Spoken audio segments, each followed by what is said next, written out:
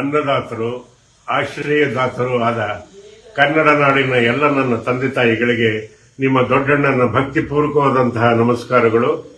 ನಿಮಗೆ ಒಂದು ವಿಷಯವನ್ನ ನಾನು ತಿಳಿಸಲೇಬೇಕು. ಏನು ಅಂದ್ರೆ, ಇವತ್ತು ಬೆಳಗ್ಗೆನೆ ನಾನು ಹೇಳೋದಕ್ಕಿಂತ ಮುಂಚೆನೆ ಯಾರೋ ಅವಿವೇಕಿಗಳು ನಾನು ನಿಧನವಾಗಿದ್ದೀನಿ ಅನ್ನೋದನ್ನ ಫೇಕ್ ನ್ಯೂಸ್ ಅಲ್ಲಿ ಹಾಕಿದ್ದಾರೆ.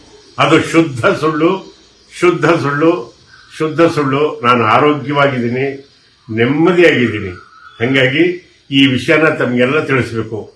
ನನಗೆ ಬೆಳಗ್ಗೆಯಿಂದ ಮಖ ತೊಳ್ಕೊಳ್ಳೋದಕ್ಕೂ ಬಿಡ್ತಾ ಇಲ್ಲ. ಎಲ್ಲ ನನ್ನ ಪ್ರೀತಿ ಪಾತ್ರರು, ನನ್ನ ಅಭಿಮಾನಿಗಳು, ನನ್ನ ಬಂಧು ಬಳಗದವರು, ನನ್ನ ಮಕ್ಕಳು ಮೊಮ್ಮಕ್ಕಳು ಎಲ್ಲ ಫೋನ್ ಮಾಡ್ತಾ ಇದ್ರು. ಅದಕ್ಕೋಸ್ಕರ ಈ ವಿಡಿಯೋ ಮಾಡಿ ನಿಮ್ಗೆ ಆಗ್ತಾ ಇದ್ದೀನಿ. ನಾನು ಆರೋಗ್ಯವಾಗಿದ್ದೀನಿ.